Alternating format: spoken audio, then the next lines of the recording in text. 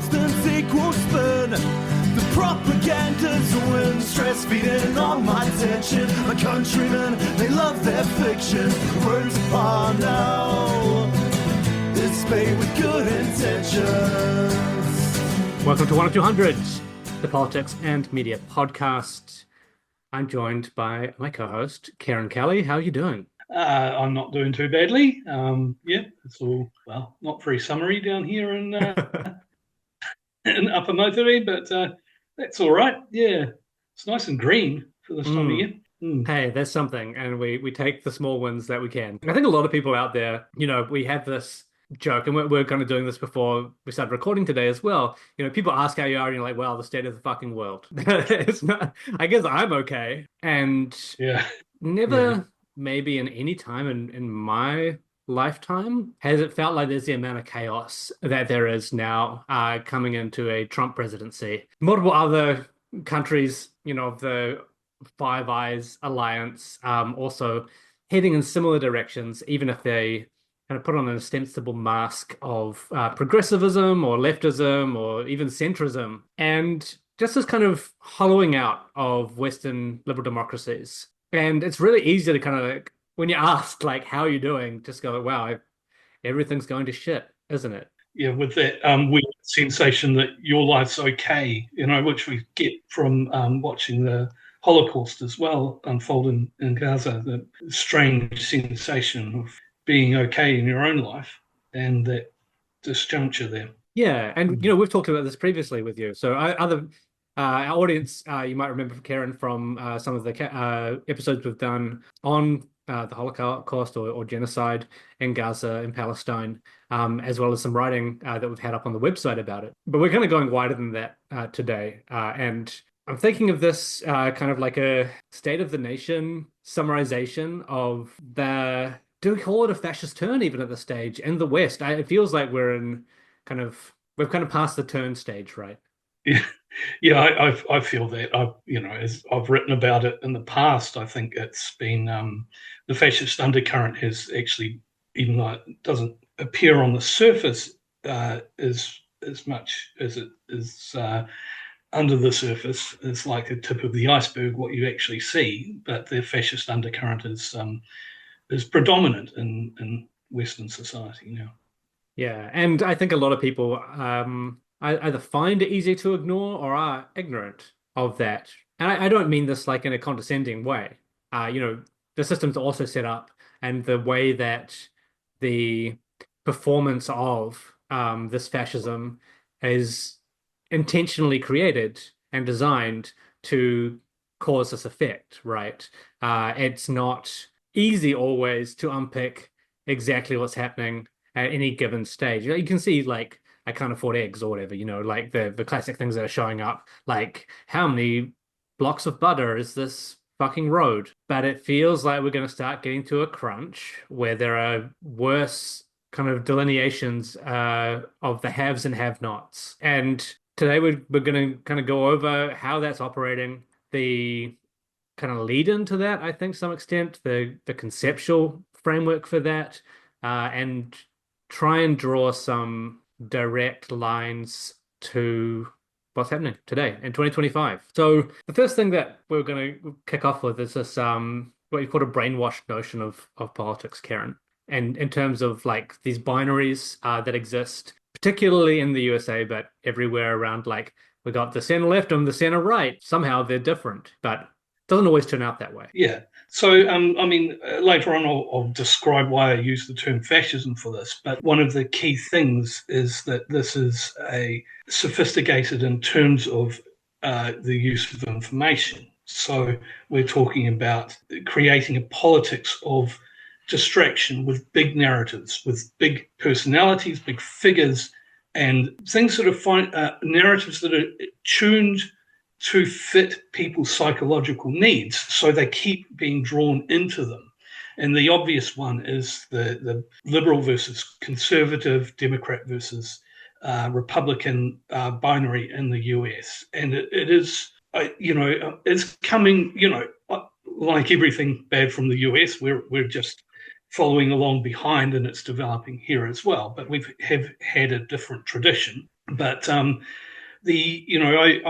was talking in 2006 to someone from the States, and I mentioned neoliberalism, and he immediately said yes, that the conflict between the neoliberals and the neoconservatives. He referenced the conflict, and it was one of those jaw-dropping moments where I'd never thought anyone would actually think of such a thing. But his brain had filled in this idea so that because there's this binary shaped hole in his brain, all these neural pathways are developed to keep interpreting things that way. I mean, Robert Kagan, who is a neoconservative who's married to Victoria Newland, Interesting. who is also a neoconservative who works for the Democrats, of course, so she isn't called a neoconservative sometimes. I heard him once giving a speech where he's talking to an audience in Washington, D.C., and he said, accuse me of not being liberal, but what they don't realize is I'm a classical liberal. And, the audience all laughs because they're in on the joke too. They understand that there isn't a difference between the two. And of course, another famous neoconservative was Francis Fukuyama, who wrote a book, The End of History, about how an liberalism, oft maligned book. Yeah. Yes. Yeah, but maligned, I think, might not be the word I'd use because it's, But anyway, yes, it's, a terrible book.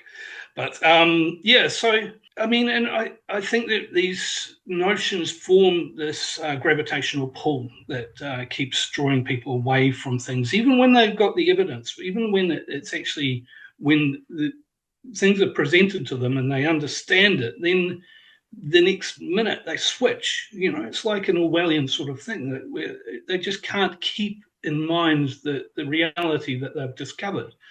So you often have people talking about the uniparty, but whenever they go to analyze anything, like they'll say it's like and everyone goes, oh yes, nod their heads and stuff like that. And then when they actually go to analyze it, it's not only do they not do it, but if someone tries to do it, they get very angry at them if you try and say, well, actually, these people all work together. And I think that it may be, a lot of people would probably be angry to hear it, but I think a good example is that the Harris campaign clearly, deliberately threw the election to Trump. And that might sound a bit out there to people, but the evidence is there. We know that they have very good polling, and this was the most expensive election campaign in the history of the world, I believe.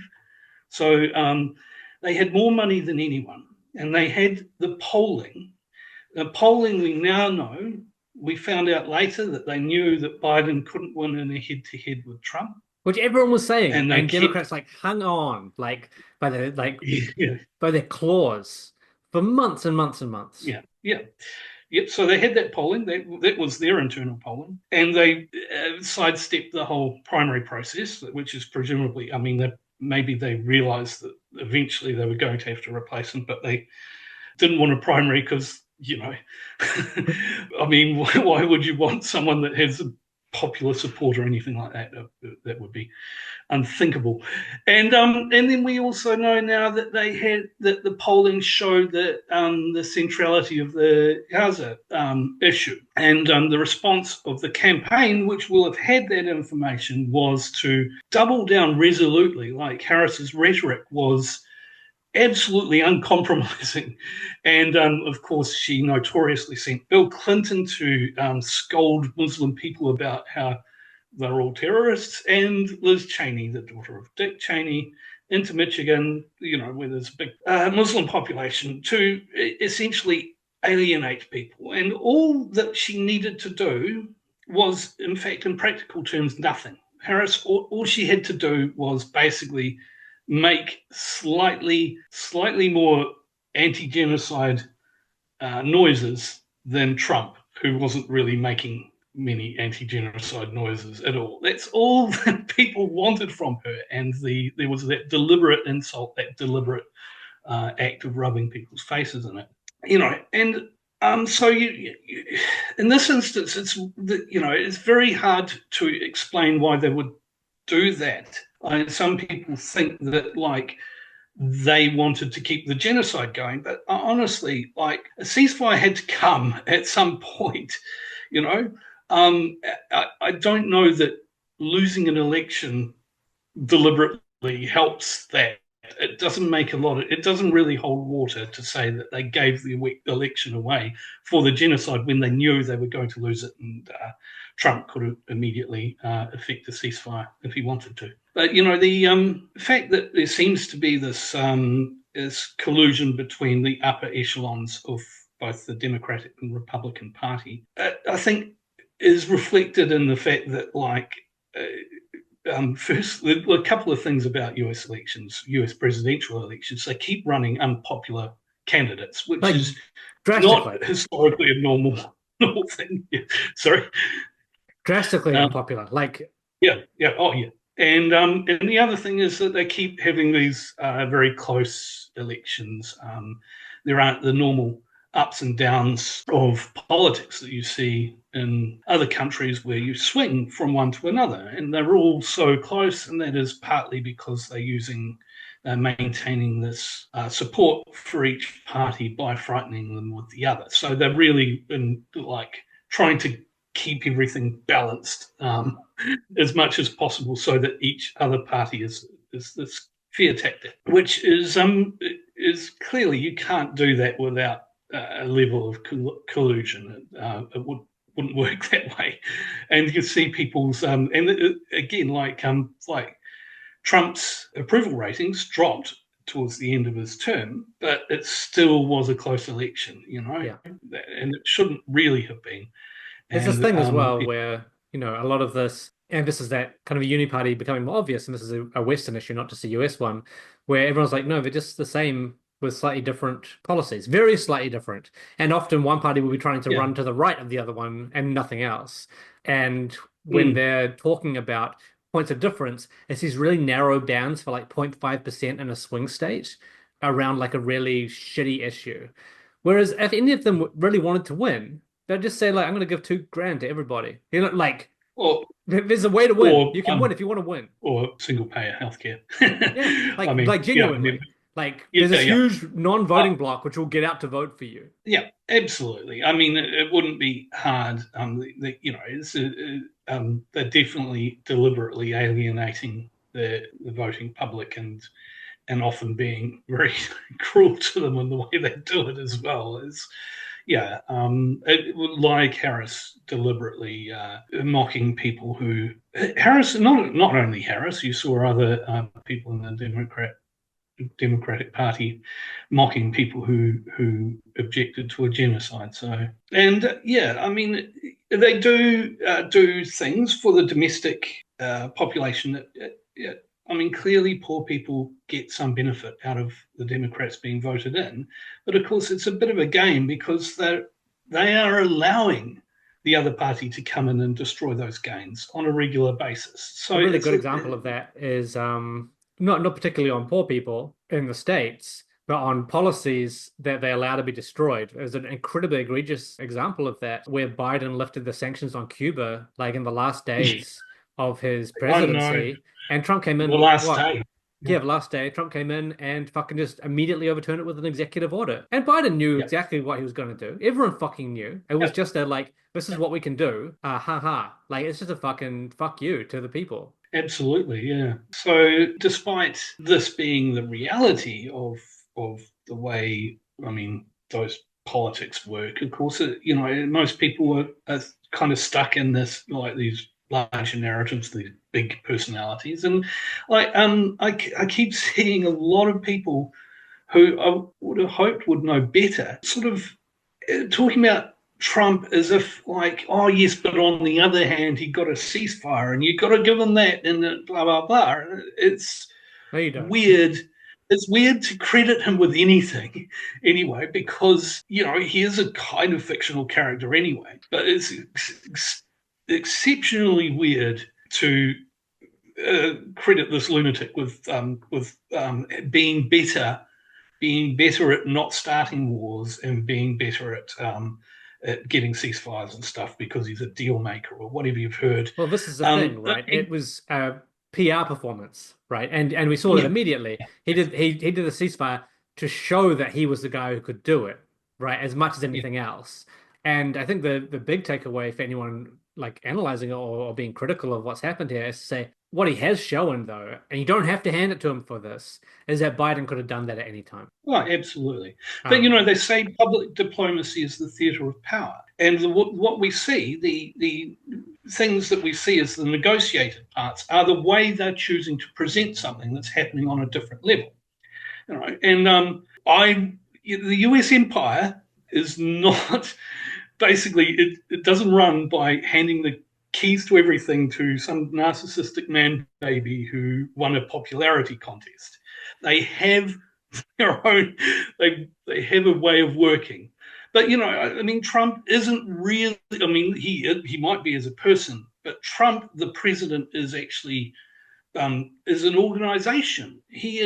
He's the front person of an organization, and they exert some control over what he does, regardless of his personality. His personality is an asset to be used. I think I mentioned in something I wrote recently that the Douglas Adams thing, the job of the president is not to wield power, it's to distract attention away from power. And look at him. How much of a distraction is that guy? He's amazing. But, I think, and I've compared him to like the Mr. McMahon character, like Vince McMahon creates a character, Mr. McMahon, and Mr. McMahon is based on Vince McMahon and often has exaggerated traits from McMahon. So, Trump is similar. And I contrast that maybe with George W. Bush. The sort of W character wasn't really him. No. You see what he's like after he's not president. He's a lot like his father and his brother. What? A boring man. He maybe not quite as boring as them, not as dull, but, and I remember, like, everyone was so caught up with the Bushisms and how stupid he was. And there were occasions when you could see him like lapping it up. I don't know what one of them. I think it might have been the thing about the French people is they don't even have a word for entrepreneurship, right? Which is a joke. It's a joke, but he created this character so well that everyone just thought anything he said is stupid. And he said that, I think it was this one, and you could see the footage of him like smirking away, looking around the room to see if anyone's laughing and just feeling so superior because he's getting away with it. Yeah. This guy, he's went to Harvard, he got his pilot's license. He wasn't, if he says something like put food on your family or OBGI, that one, they were funny. I can see why people were attracted to them. It's a bit like Trump. The humor actually draws you into this sort of thing, like what the remark he made about OBGYNs getting to practice their love with women all around the country or whatever. Just ridiculous. The comment about "fool me once, shame on you." You may remember a lot of these things. Yeah. Anyway, I think that people get stuck down a rabbit hole of like investing so much into thinking about the way these essentially fictional characters do things. I was just watching Daniel Levy talking about Trump and Netanyahu and all this sort of thing. And I felt like to me, it feels like he's in a deep rabbit hole of of fantasy, but it all makes sense, not just to him, but to a whole load of people because they interpret the world that way. There's this other side to that where people are getting that dopamine hit from just doing these constant dunks, right? Like, I'm going to dunk this guy, I'm going to dunk that guy, I'll dunk Trump, I'll dunk this guy online that's supporting Trump. And that becomes the activism almost. they're so caught up Yeah. in Oh, what absolutely. essentially Yeah, comes from a piece of totally. theater. We use the term kayfabe all the time, which is like, Yeah. with Trump in particular, is a really important way to think about it, because that's his whole thing. Like this, politics as wrestling. Yeah, yeah, absolutely. And I think one of the problems with expertise we have is that people become emboldened. Like, for example, historians are almost trained to think that once they've thought about the reliability of sources for long enough, they can just basically say, well, we know this because I believe the source.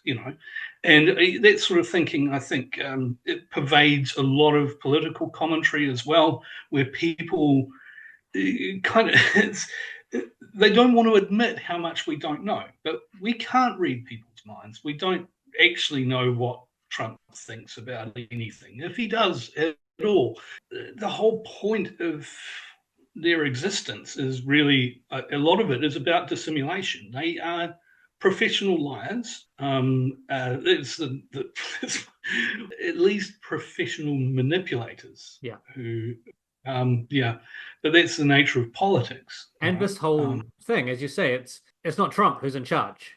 He's part of a No, machine. He's part of an organization. And you mentioned like characters like Kissinger as well, right? yeah, Who yeah, yeah, who's a really a big name in modern human history, but and kind of credited with a range of atrocities and etc. And having like this puppeting power over the foreign affairs of the United States for nearly 100 years. But he is also part of that machine. yeah. Well, and also he was an asset too in his own way. Like he was a master manipulator, but he was also a very vain man. And I honestly think that like the people who put him on I think it was the front of cover of Playboy, they made him into a sex symbol, and I think that was like. Believe it or not, I mean, you can look it up. It's true. Henry Kissinger was once a sex symbol, and I think that was part of a manipulation of his vanity. But he also one of his manipulations was that when he took over at the State Department, he would make up nonsense things, like unreasonable things, and state them as fact and present them to staff members. And if the staff members agreed with them, he'd keep them. If they didn't, he'd sack them. So this was a kind of loyalty thing, but also it gets people used to accepting nonsense. Again, you kind of have to think of Orwell a bit in this, and Trump seems to do this all the time, especially aimed at the media. So he presents ridiculous things like I could shoot someone down Fifth Avenue, or doing offensive stuff and that sort of thing, and he's kind of dividing the media into those who will side with him no matter what, and they get more and more deeply involved in that, and the others. I mean, in a way, I think, he seeded this whole Trump derangement syndrome as well, where they actually kind of go into a bit of a frenzy and lose their ability to rationally critique him, because they're often, going after exaggerated things or things that he can write off as a joke easily. I want to just to kind of tie that back to like the last 4 years. This is because a lot of the stuff is going to be coming more and more now that he's president again, but it was from the 2020, from before 2020, when he was initially in power. But the Democratic Party and the kind of their infrastructure in DC was utilizing this against the media in exactly the same way, and it particularly over what was happening in Gaza. With Kirby and Miller standing up and just saying like absolute bullshit on the podium, like, oh, we don't know anything about that, Oh, I don't think that really breaches the Geneva Conventions. And Miller couldn't keep the smirk off his face. But it's that same mechanism that they're using that Trump was, or that Kissinger was. We are going to tell you, the press pack, obvious lies. There's the most ridiculous, like, risible shit. and you're either going to report it, or on the last day, we're going to drag you out of here if you try and call it out. Absolutely. So, yeah, yes, yeah, it is very similar. Of course, they don't they do it, but they do it in a sort of grey way that doesn't draw attention to themselves. They do it deadpan, whereas Trump does it in a theatrical, clowny way, which, these are two different styles of achieving the same thing. And that's why there's actually a lot of continuity, is that really you're just by putting on or taking off the clown mask. It's the heel in the face, right? Like to steal from wrestling again. Yeah. It's just the two modes, Yeah. like of being entertained.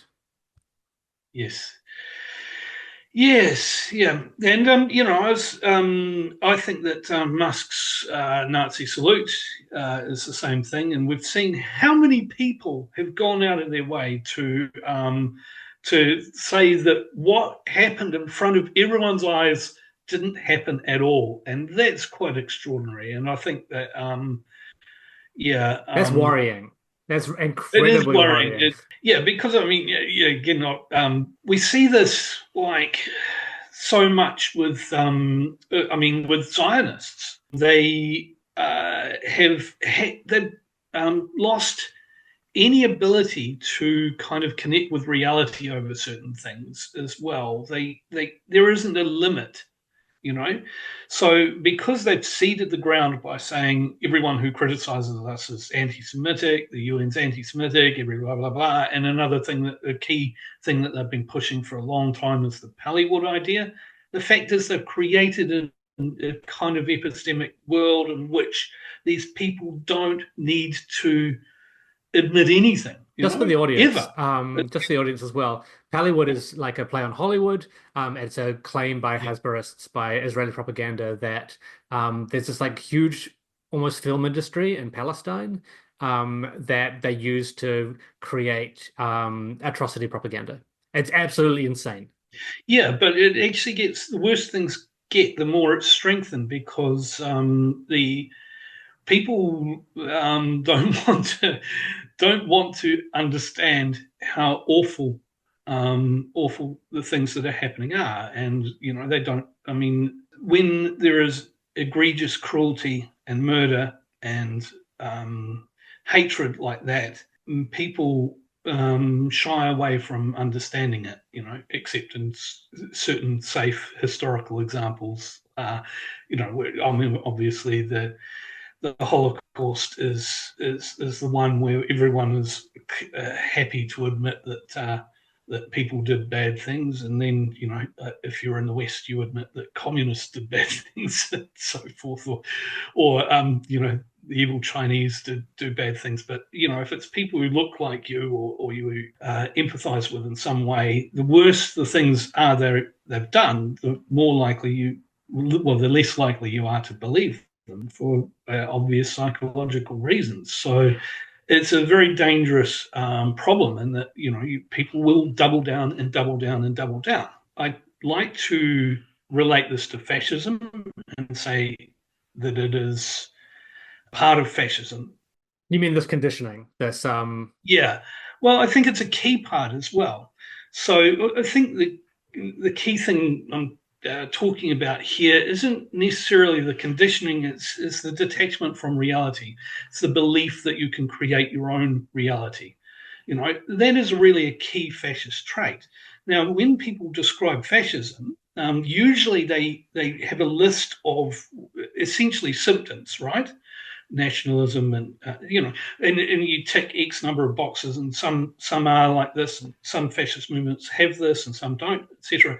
But I think there is more of an underlying disease, and fascism's never going to be something you can define in absolute terms. There's always going to be wiggle room, but we can if we're over specific, then it becomes a dead word. It has no use anymore. So, in fact, that's weaponized against people, calling stuff fascism, right? Like, it hasn't got this and this and this, so it can't be.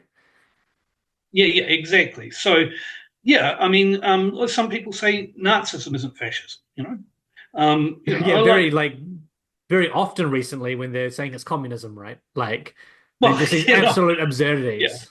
yeah, well, absolutely. But I mean, more but simply because they have a narrow definition of fascism. It was, like Italian fascism and Romanian Iron Cross or whatever. They have different definitions and they're more or less narrow.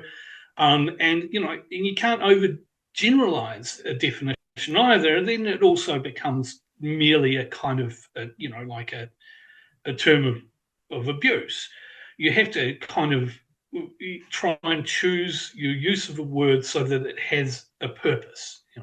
So for me, I'm a bit, I've studied fascism, but I've studied Nazism a lot more. So it tends to color my view of fascism. And to me, Nazism is the height of fascism, as opposed to those people who think it's not even fascism at all. To me, it's fascism at its purest, and it really is, this idea of the will to power, Yeah. for example, is kind of about creating reality or refusing to acknowledge reality. And this, of course, comes to bite them in the ass in the end, because reality actually exists independently. But if you think about what Karl Rove told a reporter during the Bush years, he said, we create reality, you guys just write about it, which led to the term reality-based community, talking about the people who don't buy into that thing. But this is, I think, the disease rather than the one of the symptoms. I think this is the core of it, because it leads to a whole mindset where you don't, where might is right, but all arguments are entered in bad faith. Yeah. You don't, like if you can win a debate, then you're right. It doesn't matter what you use to get there. It doesn't matter what reality is. Yeah, exactly. You're getting from A to B, and like you don't care. Unless obviously this sort of thing predates fascism, but it is a key element to it. They don't understand good faith at all. They don't really. For me, all right. Now, I'm going to have to say, and I might not be able to fully defend it in this particular podcast, but for me, David Seymour is very much of a fascist. I think someone described him as being terminally debate pilled. But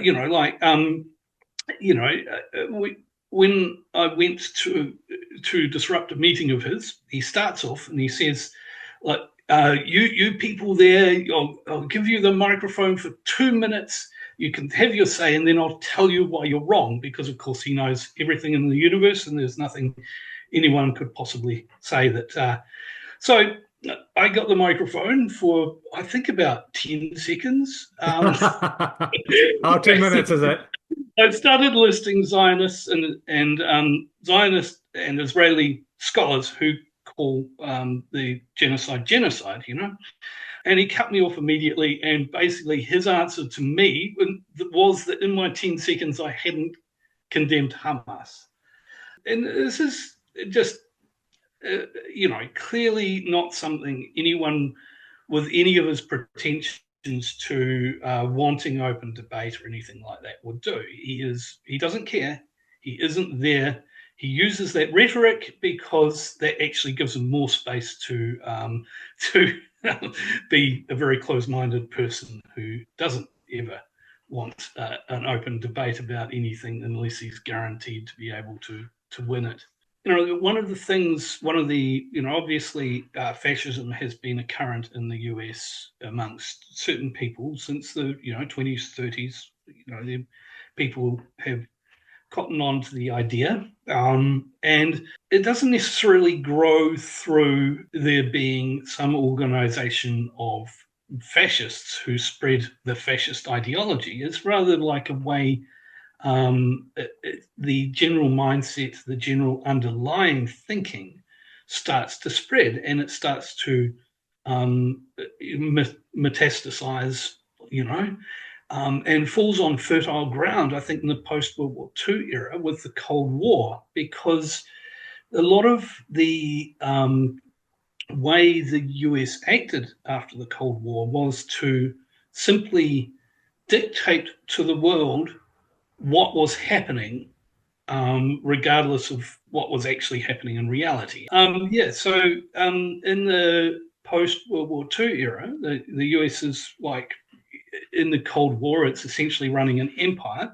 The idea of the Cold War was a very good framework in which to run an empire, because you have essentially this two-part system where you've got a healthy dwarf. It's not really the same level of superpower as the US, but anything they didn't like, they could point the finger and say that's communism, and attack it. And they did this with exactly that sort of bad faith system that the fascists use. So we never and they would enforce it on others.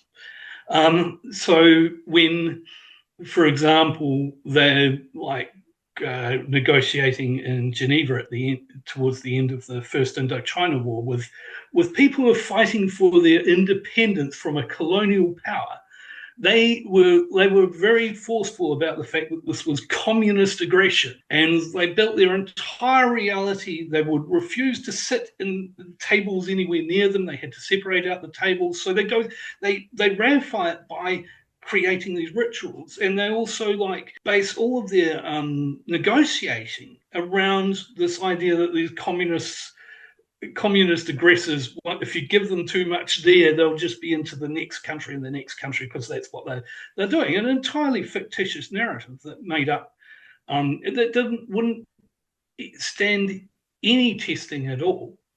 And I think this laid the groundwork for a system of growing fascism that spread its tentacles in various different ways in the post-World War II era. A key to part of that is the sense of victimhood that fascists like to adopt. The fact that they like to preload themselves for aggression by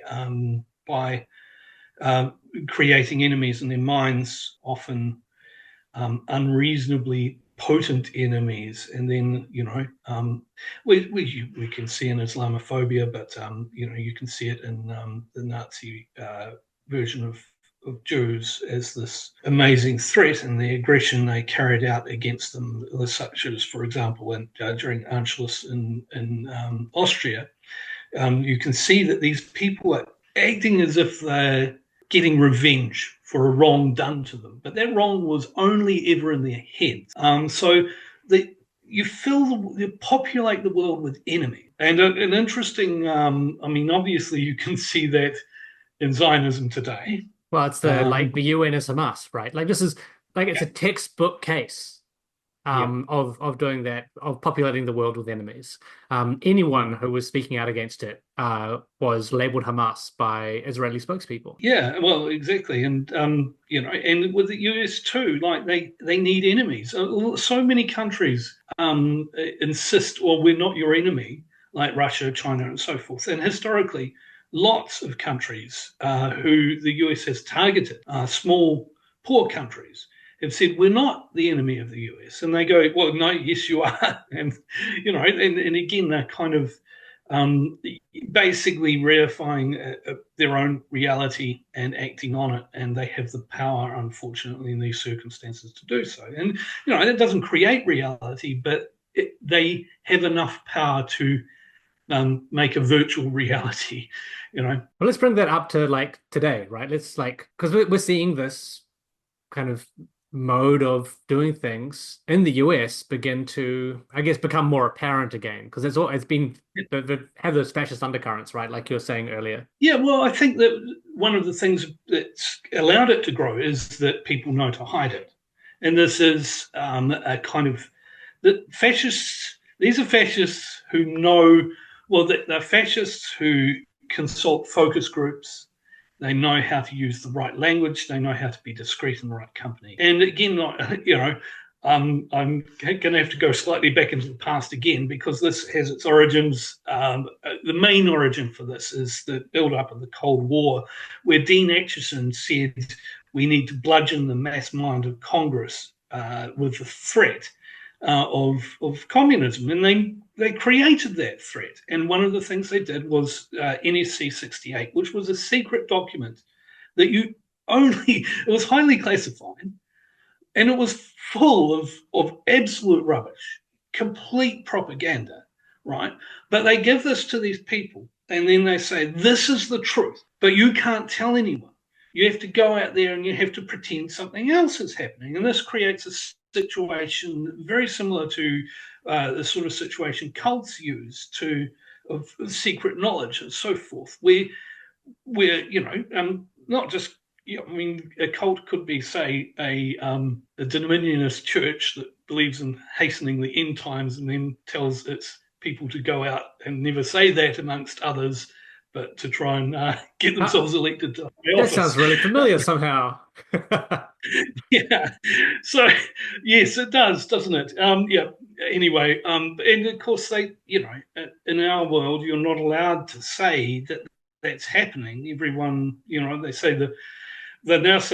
people now say the road to fascism is lined with people telling you to stop overreacting, and that's one of the things. It's actually one of those really good analytical checks as well, right? Because something that we talked about in the podcast for going on 5 or 6 years now is this intentional capture of the politics and media class. People call it the Beltway, or the Blob, or what do we call it?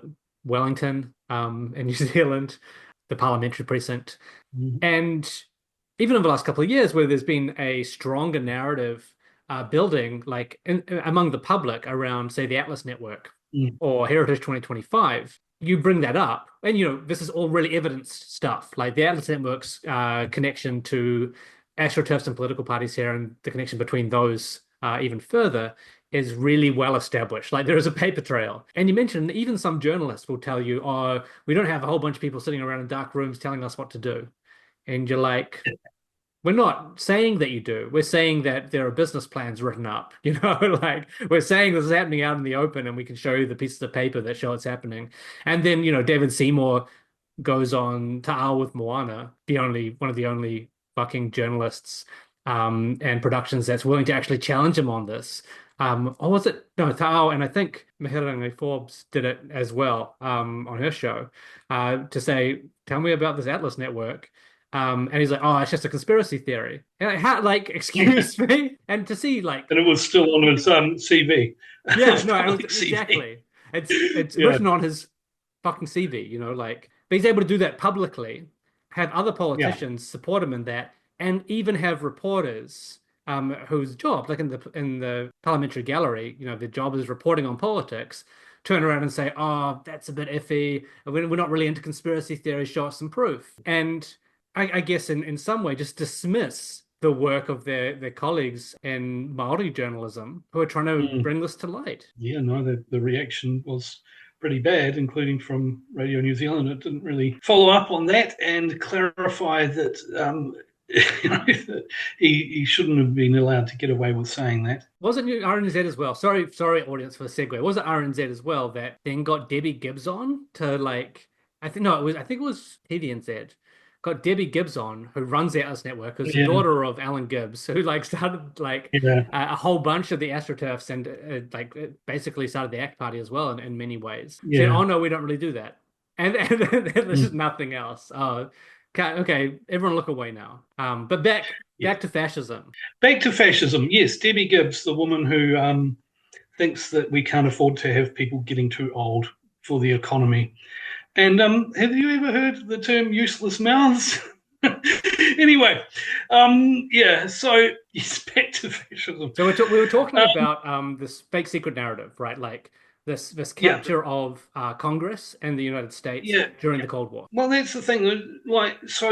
An unsophisticated fascism merely states things as reality and tries to enforce it, whereas these people know that their business is to create epistemic frameworks that enforce that and keep people's minds captured in that. So obviously part of that is think tanks and so forth, but they also they do have, the they do treat people in the military and the intelligence especially as people in cults, with the secret knowledge. And then they get politicians and journalists as well. They send them along in Vietnam. They had what was called magical mystery tours, where everyone back in Washington was looking at the figures, going, what's happening? This is terrible, blah, blah, blah. And then you'd fly over there, you get taken around by the US military who'd show you all their amazing progress and stuff, and they come back and they'd be Wait, this sounds familiar as well. The present day. Yes. I mean, it's embedding journalists in Iraq work the same, because you're controlling what they see, but at the same time, you're setting them up with this kind of subordinate relationship, especially in the US, where they have this worship of the military, to believe those people are experts, that the military people know a lot. Whereas the reality, they use the term mushrooms, kept in the dark and fed shit for a reason. Military people are not very well informed about what the hell's going on. It's part of the technique of getting people to go off and kill and die. If you start telling them what's going on, they'll stop doing that. We have ride-alongs with the police, for example, and so forth. It embeds a certain framework. Well, the culture of those people is then enforced on the political leader or the journalist and so forth, because they never get to see the other side, and that's also part of our class system and so forth. So there's already quite a structure there supporting this, but it becomes far more complete with this. So one of the the people, the sort of people who kind of really embrace this growing fascist way of looking at things include that there's actually people with all sorts of different underlying narratives. So we have the US imperialists who simply want to control the world, but we also have the crackpot realists who think that if they don't control the world, then China's going to kill them all, and they're not that different from the paranoid Zionists, and then you've got your Christian Zionists, and you've got your white supremacists, and so forth. But also this didn't just come out of this right-wing thinking; it also came out of liberalism. So people like to say, "Scratch a liberal and a fascist bleeds." Hearing that a lot more recently, for some reason. Yeah. I mean, honestly, you see some pretty awful things coming out of US liberals at the moment, like saying, well, enjoy your genocide, you voted for it, sort of thing, enjoy all this suffering and pain, you voted for it. It's like, oh my gosh. Yeah. It's really hard, really. Yeah, it really, kind of really puts everything into perspective. But I guess that's also part of the fascist mindset. They're tribal, so their tribe didn't win, and they're offended by that more than anything else. And So, anyways, in terms of liberalism, I wanted to mention the way economic liberalism has kind of blended with a kind of a limited form of conservatism. So definitely a class conservatism, so like wanting to maintain the social order. So a conservatism that isn't maybe or may not be socially conservative. Winston Churchill was a key figure in this. He, of course, was a conservative, then a liberal, and then a conservative, and so forth. But he hated a previous Prime Minister Gladstone, who was a liberal. But liberal didn't mean you did anything liberal when it came to the empire.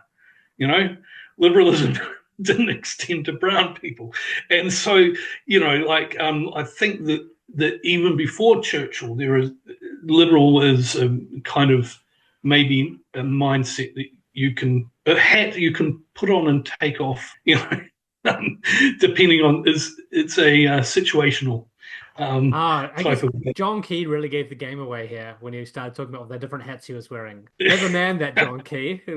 Big insight. Yes, but anyway, this like this blend of liberal and conservative was obviously it came to fruition with the Thatcher Reagan era, and pretty much every leader of the US or UK afterwards has been a liberal and a conservative. So Clinton, Blair, all of them, Johnson, and often the ones on the whatever the right wing can be that could be more socially conservative even, although I think the way that the culture wars and the wars between the social conservatism and the social liberalism actually are the way of concealing the unified nature of these two different parties. And this is why we're seeing the culture war really kick up right now as that point of difference. Yeah, and absolutely. Weaponization to draw people towards either side, right? Like, because it's the last fucking bastion of this shit. Yeah, I mean, last time Trump got elected, we had hashtag resistance and pussy hats, and it's not that there aren't definitely were reasons for worrying about Trump, but it's sort of like it gets channeled into this stuff that is not necessarily ephemeral, but it might not be, and it's limited to the point where it can't actually affect real change because it is limited. You're fighting these limited battles that can keep going, keep revolving.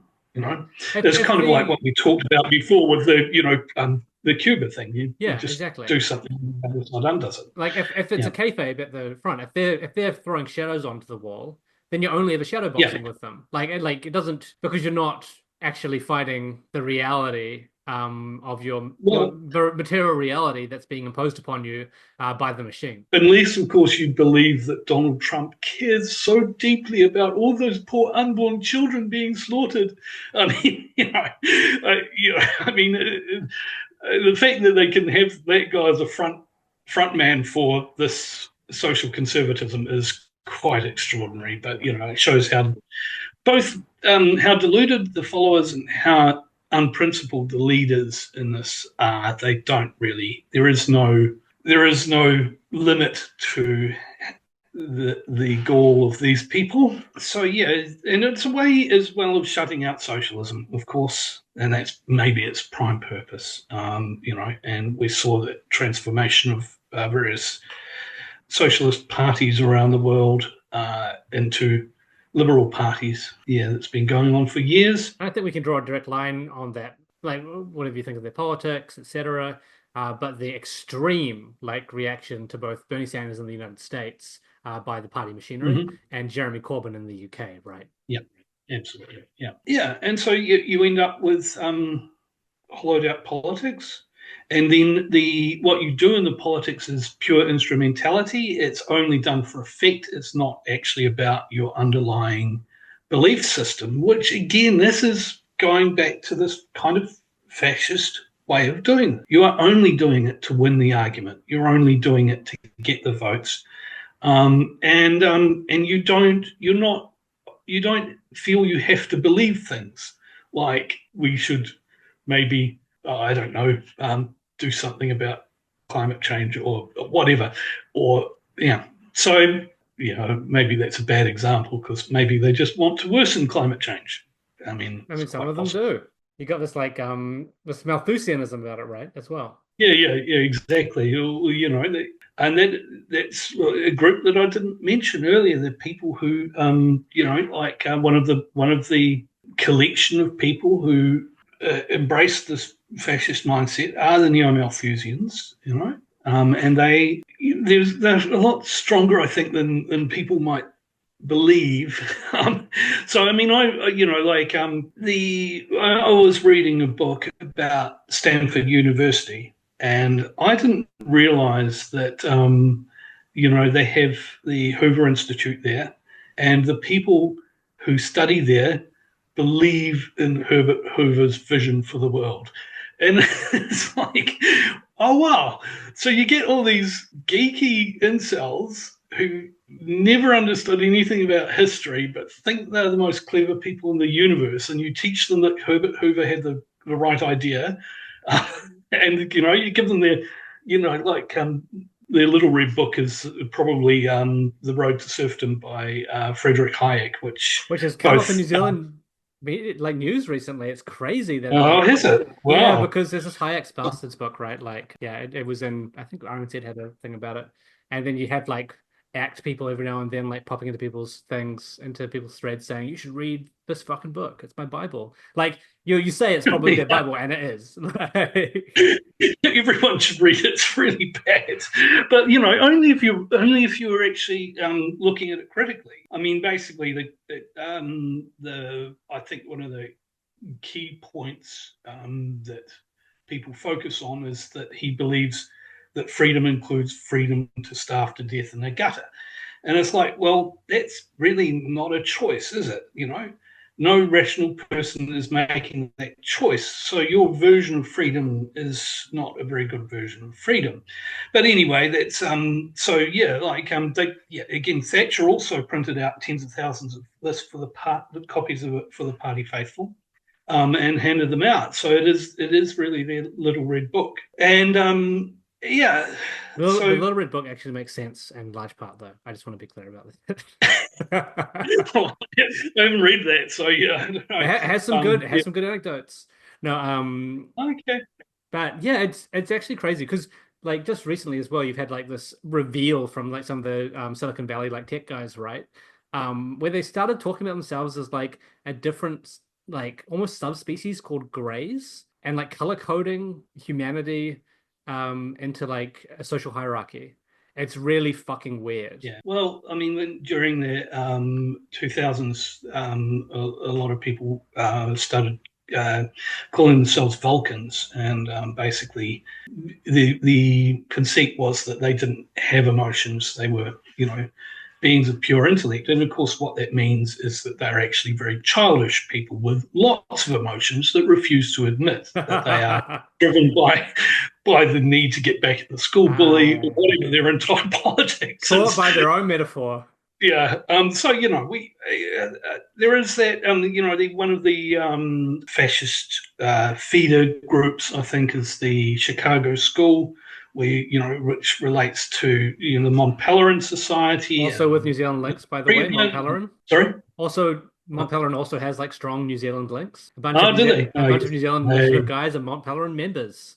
There are like a lot of well-known right-wing New Zealanders who are members of that. So Donald Buchanan, who won the Nobel Prize for, what they call the Nobel Prize for Economics. There is no Nobel Prize for Economics, but they decided, let's assume there is a Nobel Prize for Economics, and gave it to him. And he really, like, his vision of the world, the future, what he was fighting for or whatever is basically like slavery for almost everybody. And you can see that, like, it's not hard to see that the appeal of this politics is, in fact, to have humans as chattel. And if you think about someone like Mark Zuckerberg and the origins of Facebook, you can see how, like, for certain people, like, control over other human beings is quite a powerful motive. And then you do have like as well there's people who are very closely related to the sort of people who come through this Stanford's, and it's way broader than that. But these people often believe in the race science. They read the bell curve. They believe that sort of thing because they're really smart. And they are really into laissez-faire economics as well. And, they could be like technological transhumanist types as well. So, there's people like Elon Musk. And, again, like, these are people who think of themselves as having a lot of knowledge when they actually have very narrow forms of knowledge, which we have to live with, unfortunately. So This kind of growth of these people coming together with this kind of fascist consensus, let's say, even though they're coming from different places, they kind of agree on how to approach reality, and they're all hiding their true beliefs as well in public, so they're all more or kind less. of get.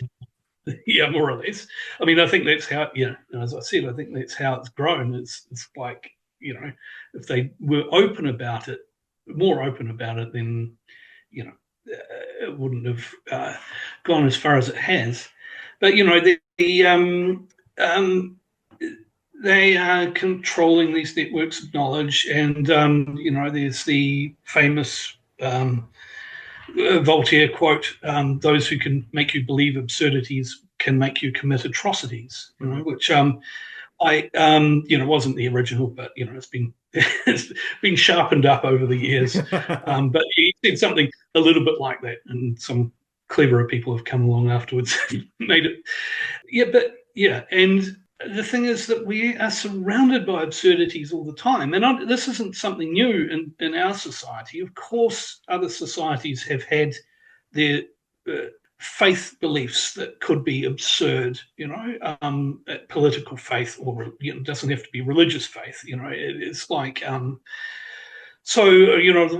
the example I would use is the way they talk about the Israeli hostages, as if it's perfectly natural to to talk about the fate of a certain number of hostages to an excessive level at the same time as like hundreds of people are being killed. As if by doing that, they're kind of doing what Kissinger, Musk, and Trump do, to accept to the public. They're getting them to accept this absurdity by reinforcing it and making it seem natural that you would privilege the lives of these Israelis over the Palestinians. And you've said as well, like this, like due to the way in which things have developed by these institutions, these startups, these incredibly rich and powerful people, like the current fascism is technologically enhanced fascism, and a lot of it is like promulgated in the digital space. Yes, yeah, absolutely, yeah, and I mean, of course, we still got to give the legacy media their due there. And they're digital as well. They're digital as well. Yeah, I mean, you think about they're talking about Israeli hostages and exchanging for Palestinian prisoners. Yeah.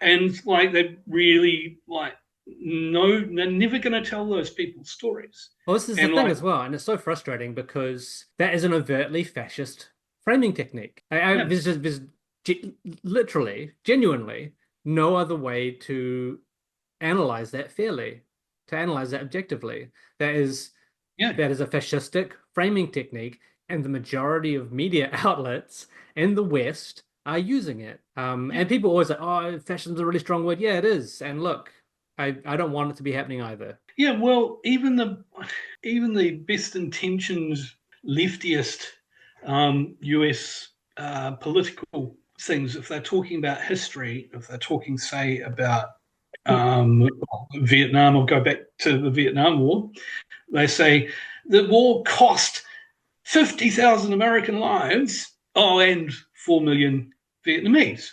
And and the order's never around the other way. And it's like, wow, you're really leaning into that quite a lot, and I mean, I know you're thinking, well, this is our nation, and of course it makes more sense for us to put ourselves first. And it's like, well, yeah, I mean, does it though?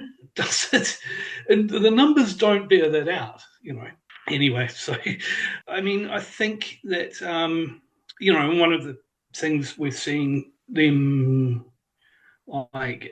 do at the moment, as well as this kind of, they're both relying on and reinforcing racism with this sort of thing, and it is a white. But they're also they take advantage of it. So we were talking before we started recording about the norms and the laws that the Trump administration is challenging at the moment, and you're wondering what's real and what's a distraction and so forth, what battles they're actually trying to win and what they're not. But one thing you know for sure is that people like asylum seekers are not going to get their legal rights, because not if the Trump administration can help it, because I don't think people understand that there are treaty rights and they are allowed a judicial process as well, so this is part of the erosion, and it's not rapid to the extent that the post 1932 Germany, had a rapid erosion of all its norms and so forth. But the fact is, if you can't just rely on your written constitution to stop bad things from happening. It's only a document.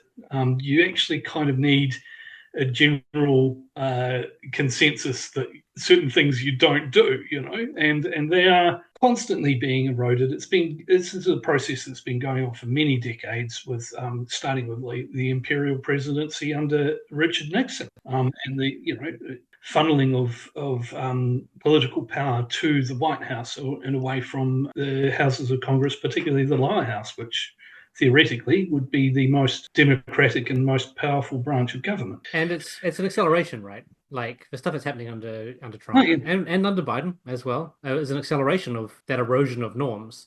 There's someone posted like a quick set of steps for, I guess, slightly trying to objectify it, of what's happening under the Trump presidency. And this is step 1, get rid of a bunch of federal employees. Step 2, loudly celebrate all the savings and efficiency. Step 3, quietly spend a bunch of money paying private companies to backfill a lot of that work without any oversight on which companies get the contract. And I looked at that and I was like, wait, that's exactly what just happened here in New Zealand. Yep. It's it's a model, like, and the framing they do around it, the extent to, the extremism, to the reactionary politics that they attach to it, like Trump currently is, like has happened to a lesser extent here in New Zealand, is subsidiary. The main thing is we want to get rid of public services and accountability, make claims about why we're doing that, that assuages the public, and then funnel or extract wealth from our electorate to give to our mates who will do the things that we want them to do. And that's where then you get a break and, okay, what is it that they want to do, right? Yeah, yes, exactly. I mean, part of what they want to do is, again, like just might makes right. So that, like they want to change things so that people don't see legitimacy as being a real thing. They only see power as. And that's like the treaty bill here and the regulatory standards bill, a range of the fast track legislation, all the stuff that they're passing under urgency, which gives them that might, right, to make changes to the public sphere. And again, like that mindset of you win the debate, it doesn't matter. Like extends to the way they approach these things, and for example, like the US, and they're trying to bring other people into that mindset as well, and make that the new norm. So the US, well, actually, loads of people now refer to UN Security Council resolutions as non-binding if they don't include an authorization to use force. Which you think about the mindset of that. They're all binding resolutions.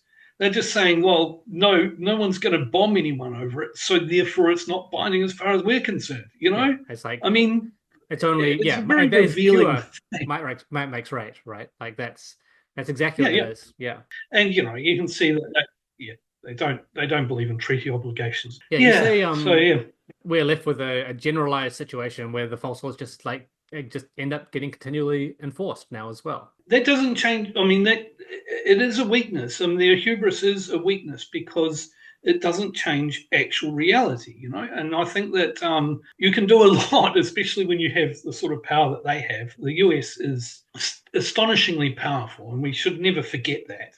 and mistake it for weak. Its ability to bully other people into living in its made up fantasy land is very strong. But reality, reality can be very disruptive, like a Chinese AI company just popping up and going, nah, your silly little game is now over. Yeah. So, there are, and I think the other thing as well is that these people aren't in a movement together. And eventually that is going to come to bite them in the ass. So right-wing people have a tendency to be authoritarian, which means that they follow power anyway, right? So they actually will often is kind of just park their ideology to one side in order for the greater good. And Trump with the Christians is the obvious example of that. He's not really a reformed character, or doesn't pretend to be a reformed character like George W. Bush, that he's just what he is, and they're just like, oh, he's God's instrument anyway. So that sort of attitude. But, the more the masks come off, the more their interests are going to start clashing, and there will be infighting. And when, left-wing people split over everything all the time anyway. Surely not, Kieran. At least we're used to it and we can work around it. When right-wing people split, when right-wing groups split, they can go quite mental and quite vicious. So I guess watch the space. But, the main thing is that, this can't go on forever, It might feel like forever. And a lot of people might not come out the other end because of the things that these people do. I mean, they are violent and vicious and destructive. If we develop better habits of interpreting politics and start actually focusing on what is actually happening rather than this kind of fantasy world we're presented with, the theatrical performance that we're presented with, then we will get through this a lot quicker and a lot easier. Because, in the end, the thing that stops them is the power of the people, And they have, again, I'll go back to the Zionist example. The convinced Zionists are never going to change their minds. You can't show them a mass grave. You can't show them blown up babies. You can't show them anything that will ever change their mind. But they're a minority. What we need to do is get the majority engaged enough that they look at those people the way we as activists look at them and understand better that they are fanatical, that it's not two sides of an argument. It's not, I think that happens to be the way I think we should go forward with Palestine activism at the moment as well. But I think it's also the way we tackle fascism, is that we try to, wake the people up, because it can be done more on single issues than something as general as this. But in the end, it's going to have to happen. Yeah, I think we've had a lot of warning shots, right? Mm. We've had previous Western leaders, long-term conservative governments, and this is a term that we've tried to popularize somewhat on our podcast, is structural murder, or murder by policy, as opposed to homicide. But we've had a series of Western leaders who have enacted policies that are so dire that they've killed tens, if not hundreds of thousands of their own people. And we're seeing that happen right here in New Zealand at the moment. A really clear policy where this is occurring is with the way that the National Party is meddling with the numbers around emergency housing. We're we have 75% less people on the emergency housing waiting list now. Where did they go? Right? They can't answer that question. I think a couple of National Party MPs have said, I don't know the answer to that. And we've seen it in the way that they're destroying the health system at the moment as well, particularly in regards to Māori and Pacific people. Yeah. These are policies that are designed to kill people. Like it's inarguable at this point given the evidence. And they can say it's not, but it is. And we've already come out of like a 40 years, give or take, of that in the West, of Western citizens in the West. What do we call ourselves? I don't know. Who cares? Westerners, idiots, eating these policies and having their quality of life get worse, having that wealth gap just grow and grow and grow, becoming more and more subservient to the capital class. I mean, you can't push it much further. And obviously, fascists are going to peel off some of these people who are just so desperate that they'll just take anything that's going to give them something back. But reality eventually kicks in following that, I think. Well, I mean, the thing is that we can either raise people's awareness or they will end up feeling it in their guts and they will turn into people who loathe and kill the rich on sight, you know. And we're already starting to see that maybe the beginning of that sort of trend. You know, this is why people end up with violent revolutionary fervor. But I mean, you're right about the structural violence. If you look at the Project 2025 things, this is all about structural violence. It's about basically killing people in a passive way.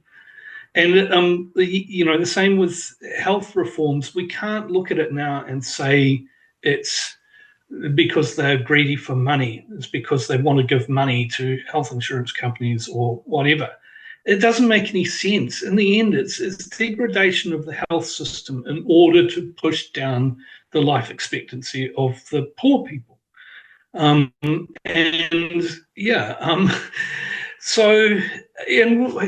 mean, who's being confirmed today, our time, I believe, or is it tomorrow, for Health and Human Services Secretary in the US? Robert F. Kennedy Jr., and if you look at him, if you look at Trump's COVID policies, you look at Boris Johnson's COVID policies, if you look at Jair Bolsonaro's COVID policies, those were basically acts of mass murder. In particular against the old and the poor. Oh, absolutely. Yeah, that's who they want to get rid of. So we mentioned neo-Malthusianism, and I think maybe we should point out what that means. Yeah. Malthus was a guy who said a long time ago, he said that the human population was growing faster than the Earth's capacity to hold it, and soon it might hit like 200 million people or something incredible like that and unsustainable. So you had to start sort of weeding out the herd, Yeah, so neo-Malthusians believe the same sort of thing.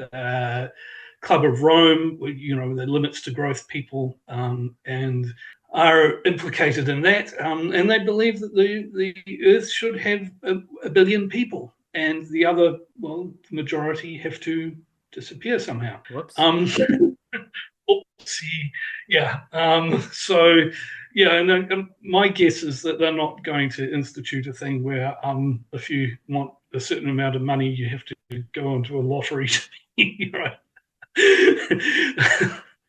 Because those are the people who use all the resources. You'd think that would be the sensible thing. I don't know if you ever watched Logan's Run, but there's a kind of cool thing where they fly up to the ceiling.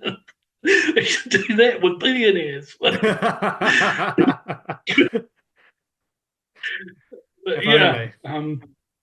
If only, yes.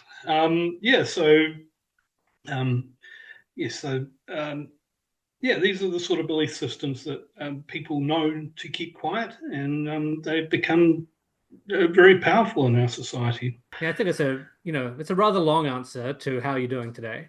But I think this is important context, right? I think it's really important to be thinking about these things and to be analyzing exactly what's happening and to be serious about the way we were discussing them, especially as there is so much power and capital being exerted to ensure that we're not, or to be muddying the waters around them. And as you've said, Kieran, first step is knowing who your enemy is, I guess, but understanding what's happening to you, because it's only through that you know how to act. Any further things? I think we're just about done with that episode.